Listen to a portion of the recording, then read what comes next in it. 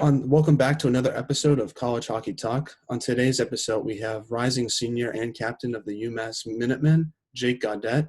Jake also made the 2019-2020 Hockey East All-Academic team. Welcome to the podcast, Jake, and thank you so much for coming on. Thanks for having me. And how's quarantine been going for you, and how's it been like to prepare for this upcoming season? Not bad.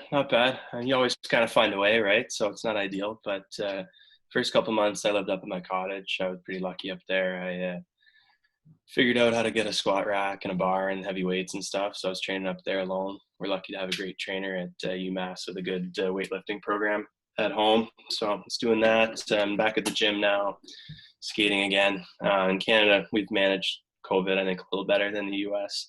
So the whole situation here is not quite as bad. Obviously, it's still serious, but we're lucky to have rinks and gyms open and stuff. So training now kind of in August and in July has been pretty good. So starting to get ready for the season. I'm heading back to UMass sometime mid-August. So we're hoping Hockey East gets to play. I think they announced that the other day, and we're waiting to kind of hear the start date. Yeah, and like I mentioned earlier, you were just named captain of the team. What was it like to get that honor, and how did you find out?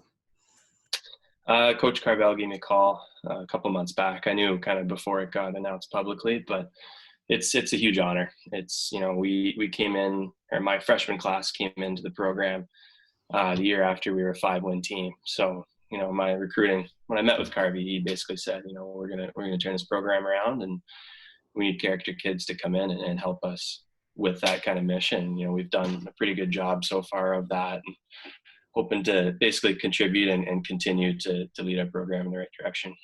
Now, last year you had two great captains in Nico Hildenbrand and Mitchell Chafee. What did you learn from them, and how are you going to use what they led to your captaincy this year?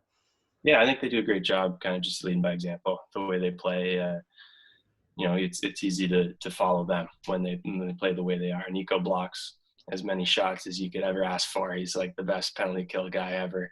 Same with Chafe. Chafe's burying guys. He plays the right way. And when they need to, they're not afraid to speak up in the locker room and kind of lead by example that way. So, if I could be similar captains to them, I'd be happy. And I'm hoping to kind of build on the legacy that they've left and go from there.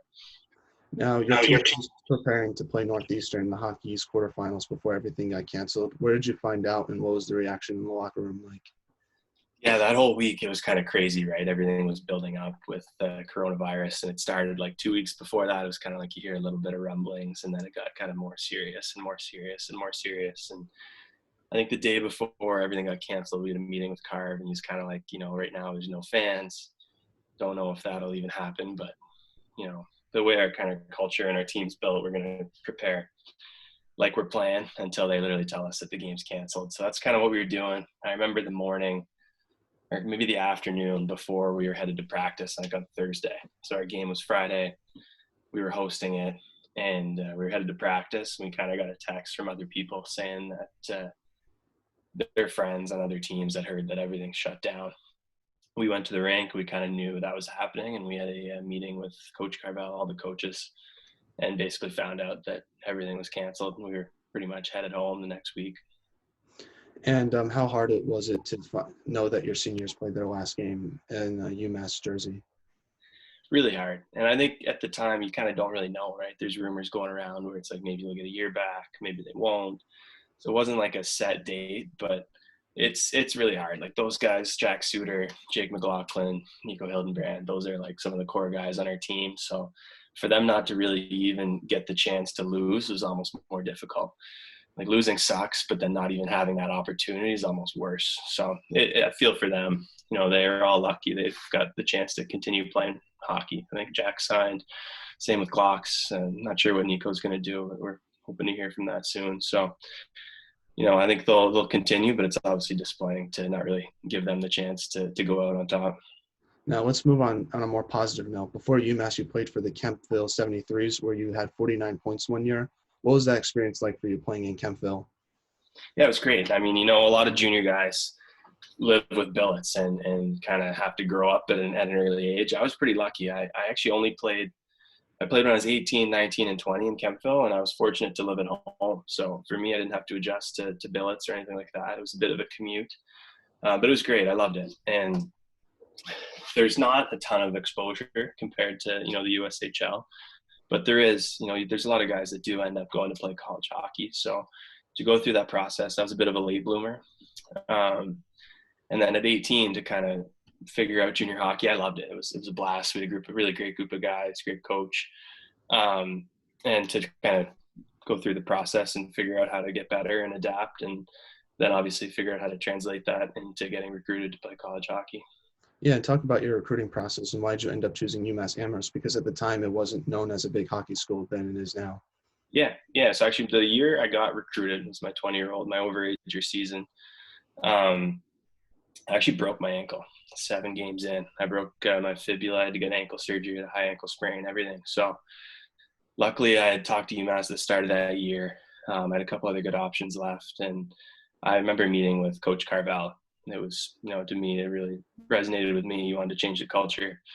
They had all the tools in place and the resources at UMass to do that. They just needed, kids to come in and help them do that. And for me, I was really excited to get in kind of on the ground level of turning a program around to national success. So for me, that it was a no-brainer. And then to have a pretty good academic program and a business school there as well was icing on the cake. Now, talk about Coach Carvel and what's it like to play under him and what's he's like as a coach and as a person.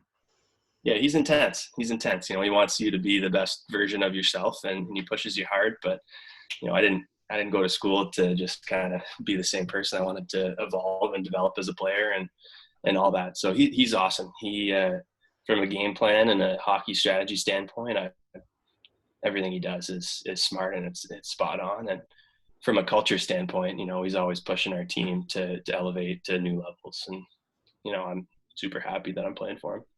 What was the biggest adjustment you had to make going into college hockey? Oh, there's a lot of things. I think it's hard, especially from the CCHL. There's not I didn't have a ton of friends that were playing at the college level, so I kind of went in a little bit blind. But I think UMass did a great job, and we had a huge freshman class, so we were kind of all doing the same thing together, right? But in terms of the hockey itself, there's speed. It's definitely a lot faster. The game plan's more strict, so your team's playing a specific kind of set neutral zone breakout or defense or whatever. So kind of adjusting to that and the coaching and it being just more intense and more physical, I would say were definitely the biggest challenges. Now, talk about playing at the Mullen Center. Obviously, I think in my opinion, UMass has the best student section in the NCAA. What's it like to play under them and playing in the Mullen Center? And what's the best chant you've heard from the student section? Yeah, it's awesome. I love it. It's massive. It seats 8,500, I think. So we've only had it packed to capacity a couple times, and those are the games that I remember. Just it's an electric factor in there. It's wild.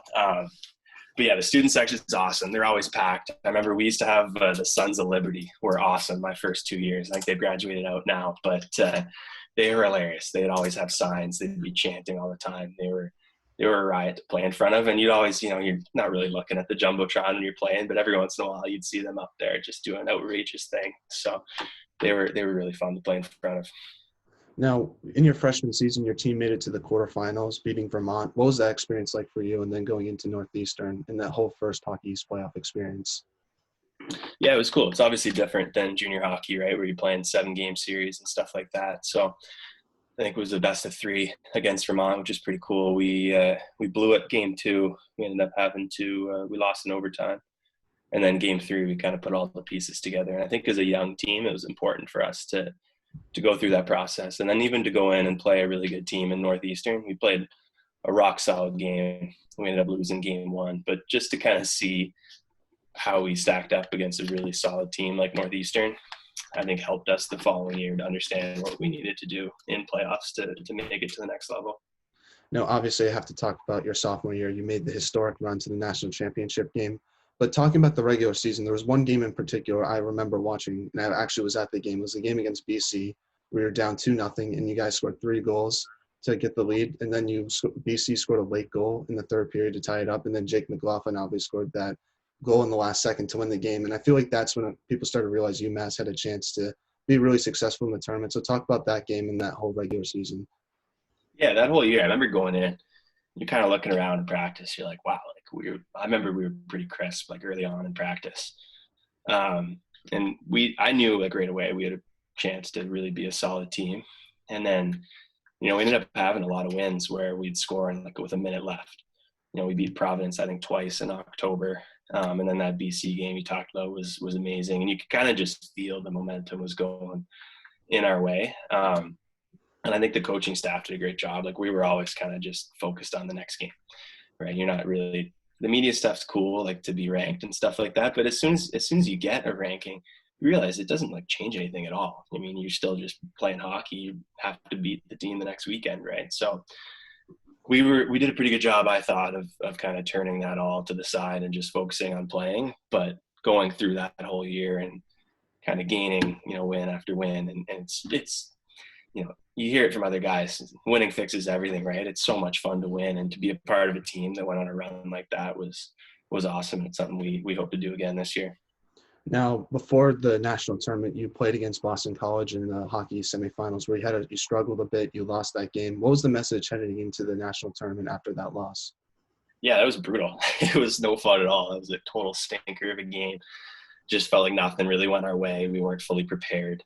And I guess the only thing you can do is take positives out of it. So going into the tournament the following weekend or the weekend after, I can't really remember, we'd kind of narrowed down our game plan to, 5 things we really need to do to be successful. And it, in a way, it was kind of a wake-up call, and I think it helped us going into the tournament. And playing in those 2 games against Notre Dame and Harvard, Mario Ferrara had a great series against both those games. Talk about playing in those regional tournaments and winning that and going into the Frozen Four.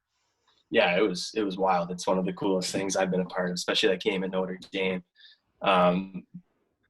Yeah, I mean, even the whole experience, just being at the tournament, you hear about it for so long, right? That's the goal. And then to show up and finally be there and play like pretty successful historic programs like Harvard and Notre Dame was a really cool experience. And, you mentioned Mario Ferraro. He was a bona fide leader for us. He's one guy that, he works so hard. He works harder than anybody I've ever encountered. And it's something that he's a guy I look up to and I try and embody. So to see him have success both those weekends and really succeed the next year and make the NHL was pretty motivating. And playing against Denver in that Frozen Four game, Mark Delgado scored the overtime winning goal. What were the emotions you were feeling when you found out you were going to the national championship game? Yeah, I've watched the video of that shot from the blue line a couple times, and like, to be honest, it was such a whirlwind. Like, I kind of came around from behind the net. I was lucky to be on the ice, and I remember watching him shoot and kind of turning, and you see the puck hit the net, and then the next 20 seconds from there, it was just like, I don't really even remember. It was just chaos. But it was cool. It's one of probably my favorite hockey memory by a mile. Just the kind of the buzz and the excitement from our whole team to get to go to the big dance was pretty cool. It's something I'll never forget. What was that whole Frozen Four experience like? Not just playing in the games, but the whole setup. Yeah, the whole setup was crazy. So we, we're fortunate to get treated pretty well as a program, but when you get to go to the Frozen Four, it's on another level. So we were really fortunate we had a chartered flight to Buffalo. And I've told this story before to a bunch of people, but we got on this plane, right? And all of a sudden you're on, it's not a commercial plane. You got some leg room, you got some nice seats, like you're getting treated pretty well. And we're like halfway in the air and we get this smell going around. Guys are kind of looking up over the seats. Like, does that smell like cookies? It smells like cookies. And sure enough, someone's walking around, right, with these fresh chocolate chip cookies, fresh out of the oven, glasses of milk. I'm like, wow, this is pretty cool. And we landed and we had a police escort all through Buffalo to get to our hotel. So the way you're treated that whole weekend was wild. It was pro style. That's kind of what we were saying. It was pretty cool. And even the one thing though, we before the game at Denver, I remember we skated out for warm-ups, and whoever was organizing the tournament didn't put any pucks out for the opening game. So it was you're in the Frozen Four, you're in this wild, really competitive game. You work so hard to get there, and then you show up and it's there's no pucks for warm-up. So it was almost it kind of broke the tension where we're laughing about that, and then the pucks finally come out and you go through the whole process. Now, unfortunately, your team lost to Minnesota Duluth. What did you take away from that game and that whole championship run? Yeah, I thought, it's obviously frustrating to lose. They're a really well-established program. They obviously had been there before. They had the experience. So you kind of have to figure out how to take some positives out of it. it was cool to get there. But for us, it kind of gave us a starting point and somewhere to aim for next year. Like, my last year, we'd love to get back there and obviously come home with some hardware. Now, there's one player I do want to talk to you about, and that's Cale Makar. He's obviously a superstar now. What was it like to play with him, and what was he like as a person as well? Yeah, great guy, phenomenal hockey player, great person. Like, I'm still really good friends with him to this day. Um, wish him nothing but the best. I'm not surprised at all the success he's had in the NHL. I've never seen a defenseman get so many breakaways in college hockey. It's incredible. His just acceleration from a dead stop is way above anything I've ever seen before. But as a person, can't say enough good things about him. Really happy he's had the success he has. Now, I don't know if you saw this photo, but the photo of him eating kale in the NHL bubble, I just got to get your reaction on that because I thought it was hilarious. Yeah, I got a kick out of that. I think I put that up on my Instagram story too. I think just from talking to him, he gets ribbed pretty good from the Avalanche guys, just with the kale and all sorts of stuff like that. And I think he was on the NHL page last year, just making a kale smoothie or something like that. But it was pretty funny. We called him at UMass. He was a snack bandit. 9 o'clock rolls around, Kale would be knocking on other guys' rooms, and he'd come in, check your pantry, look for a granola bars or anything going on. He was pretty funny with that stuff. Now, do you think he deserves to win Rookie of the Year over Quinn Hughes? I think so. I'm a little biased, but just watching him play, it's phenomenal to see him step into the NHL and be a difference maker right away. Now, I want to talk about this season. What was it playing this season like with the target on your back? Because obviously a lot of the hockey East teams knew how good you guys were, and they were coming in with mentally prepared and ready to knock you guys out of the rankings. So what was it like to have that target on your back and playing this season overall? Yeah, I think, this season and probably the second half of the season before, that's kind of what we had to deal with. It's really motivated. We experienced that in my first year where, you're always extra motivated to come in and be a good team that's ranked.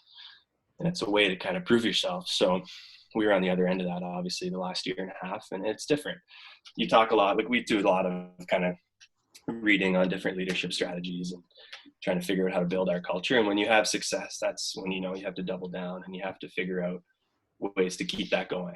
If you're successful, other teams are going to catch up. You have to figure out how to distance yourself all the time. So for us, that's something we struggled with a little bit.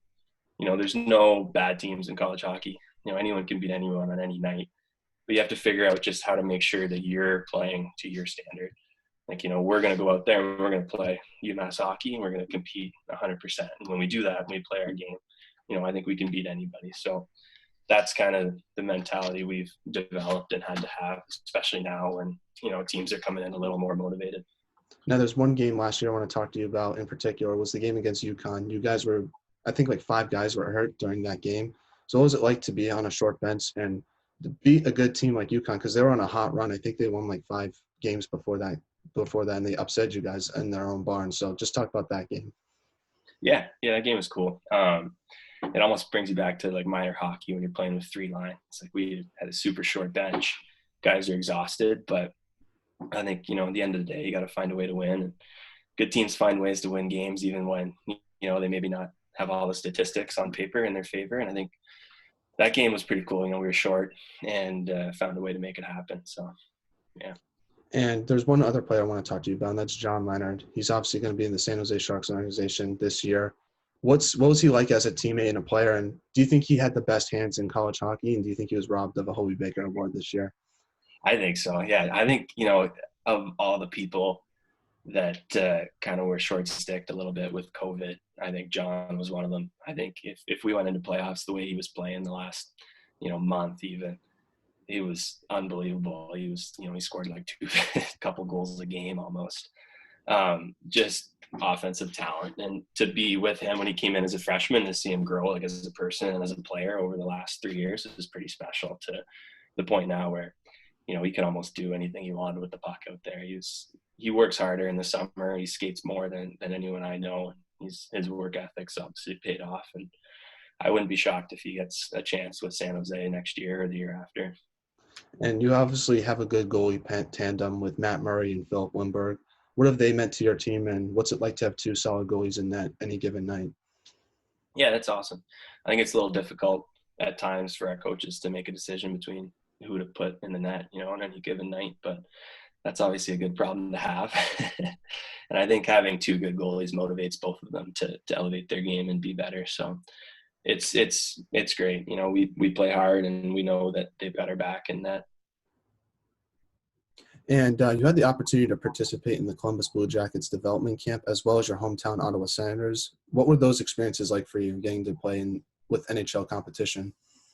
Yeah, it was really cool. I think especially Ottawa coming out of juniors and getting to go there before I went to UMass was really cool. But anytime you get to see an NHL facility and kind of train against, you know, high draft picks and really elite players, kind of use that as a measuring stick for where your game needs to improve and where you need to be better in order to reach that level. So anytime you get that opportunity is really cool. And I enjoyed both of those experiences a lot, especially Ottawa, kind of growing up as a Sens fan. And, you know, you follow the team, you follow the draft picks for so many years. And then all of a sudden to kind of be in their locker room and see those guys face to face and be on the ice with them was pretty cool.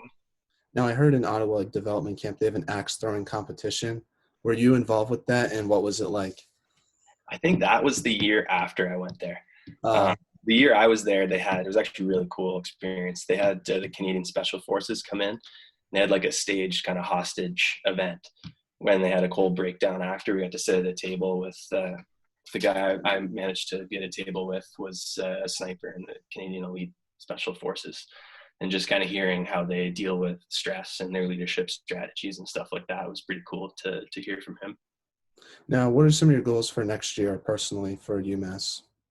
Yeah, we want to win as a team. You know, we want to get back to the national stage and win some hardware and kind of. We talk a lot about leaving the jersey in a better place than you found it. So that's my focus. And personally, you know, I want to just play good hockey, help our team win. I think you see it when we went to the national championship when winning fixes everything. And I think, you know, if we can get team success and I can play my game, then maybe some opportunities will come out of that. What would your advice be to younger players trying to make Division I college hockey? Yeah, I think you just got to focus on yourself. The biggest thing for me, I was almost competing with myself every day, trying to figure out ways to make yourself better, and don't necessarily compare yourself to other players. There's going to be guys that are committed, that are kind of hotshot prospects, and you can't really let that bother you. I found, I think if you just block out all the outside kind of pressures and expectations, you figure out how to make yourself a better hockey player, they're going to find you. The college scouts are really solid. And, you know, if you turn yourself into a college caliber player, they're going to figure out how to get you on their campus.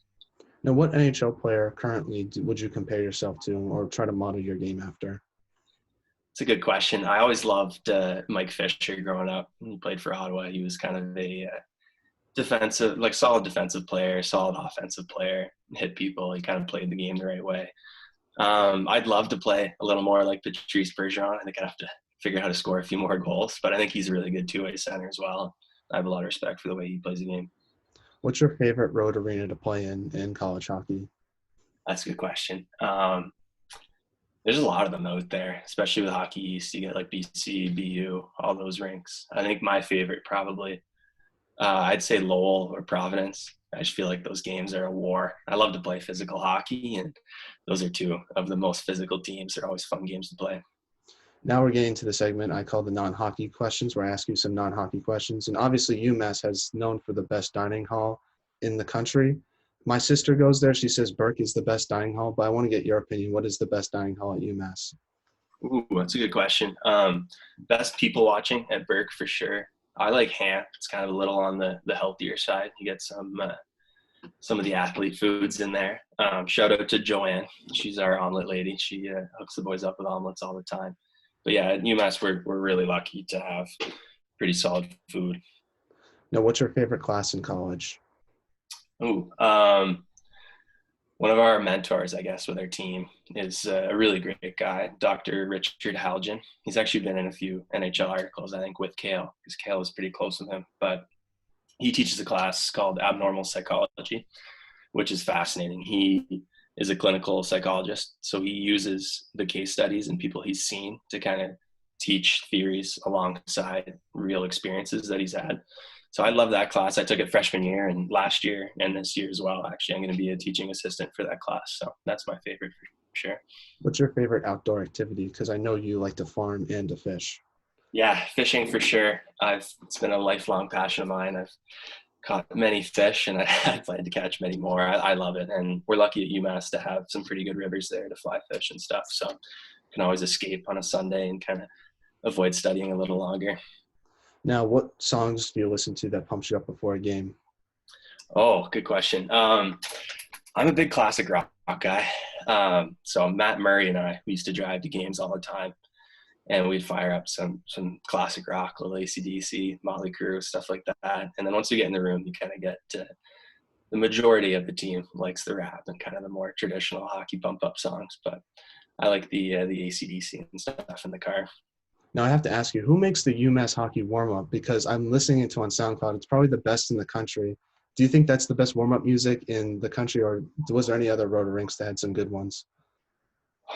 I don't know about other rinks. I know ours is solid. I love it. We actually have a friend of the program who put it together for us, and it's pretty good. But yeah, I don't know. I don't know about other teams. I'm trying to think. I think UNH has a pretty good one. I remember when we played Union. I always remember them having a pretty good walkout song, but nothing really stands out. You kind of, it's so repetitive when you go through the road game process that it's hard to really even take it in sometimes. And who is the funniest player on your team? We have a lot of really funny guys on our team. We're lucky. Kurt Keats, he's graduated now, but he's one of the best guys I've played with in terms of just always having a one-liner ready. Right now, I'd say probably Colby Bagheera on our team. He's a riot. He's a really fun guy, and I'm actually living with him at our house next year, so it's going to be a fun time. Who has the best style on the team? That's style. Probably Colby Bagheera again. Just a great guy all around. George Mika, also he's got some good style going on. There's a ton of guys, but those two would be my pick. If you could have lunch with anyone in the world, who would it be? I don't know. That's a good question. I love Joe Rogan. I listen to his podcast all the time. He'd be a pretty cool person to sit down and talk to, or even just to get guests through him. I listen to his podcast in juniors all the time, and I feel like I've listened to so many interesting people just from listening to his podcast. Joe Rogan's up there. Trying to think. Barack Obama is on my list. He'd be a fascinating person to kind of sit down and have a conversation with. I feel like I could put together a list of 100, but those two off the top of my head are probably up there. I listened to one Joe Rogan podcast. It was with this guy named Tom DeLonge, who's like a UFO specialist, and it was very interesting in my opinion. So I got to listen to more episodes. Yeah, he's cool. He's got a good kind of variance of guests on there. You get some really serious kind of scientific people that are on the cutting edge of kind of nutrition and different things like that. But I love listening to, I've listened to Jocko Willing, David Goggins. He's a lot of leadership, kind of military style leadership guests that are on, and hearing their approach on different things, I think has kind of opened my eyes to how I approach performing at an elite level. Now, my last non-hockey question for you is, what's your favorite thing about UMass that isn't hockey related? Just it's a bit of a cliche answer. I think just the vibe, the people around the campus is really fun. It's not in a city, so it's kind of a college town, right? We have 30,000 students. You meet a ton of people, and I think just kind of the culture around the campus is a lot of fun. It's really fun to be a part of, and to be a successful hockey team with a lot of fans are really fortunate, and it's fun to be a part of it. Now, what's your favorite hockey memory you have so far, since you have so many? Probably the Mark Delgaizo Frozen Four goal. Honestly, that was an unbelievable experience to be a part of. So I'd say that for sure. And then when I was in juniors, we won a couple playoff series, and anytime you win a playoff series, it's really rewarding. I think they were both Game 6 or Game 7. Those are pretty cool moments too. Now, what's your prediction for the NHL Stanley Cup playoffs? Cale Makar, yeah, Avalanche all the way. I don't know. I don't watch a ton of hockey. We're pretty when it's mid-season, we're pretty focused on hockey. It's almost like system overload, and the time you get home, it's nice just to go to bed. But it's nice having it in the summer where you can watch it and you can kind of really dive in. So obviously it's fun to watch Cale, and they've got a pretty good team on the Avalanche. They're a ton of fun to watch. I didn't realize how good Nathan McKinnon was until we started watching kind of the Avalanche games. Now, I know Mitchell Chafee signed with the Wild. Will he be playing with them for the NHL bubble? I'm not sure. I don't know. Yeah, I don't want to give away any secrets either. I honestly have no idea. Now, before we let you go, do you have any shout-outs you'd like to make before we let you go? Oh, good question. Shout out to Veggie, Colby Vigera, the rest of the UMass boys. I don't really know. I didn't have any shout outs prepared, but anyone I know out there, shout out to them. To Kale McCarr. Yeah, Kale, obviously. Mario. Who makes the omelets again? Joanne. Joanne, shout out to her too. Yeah, she actually retired this summer, so shout out to Joanne. Awesome. Well, thank you so much, Jake, for coming on the podcast. I appreciate it. Good luck next year, and I hopefully get to see you guys play sometime soon. Yeah, thank you. Appreciate it. It's fun to be on. Awesome. Bye.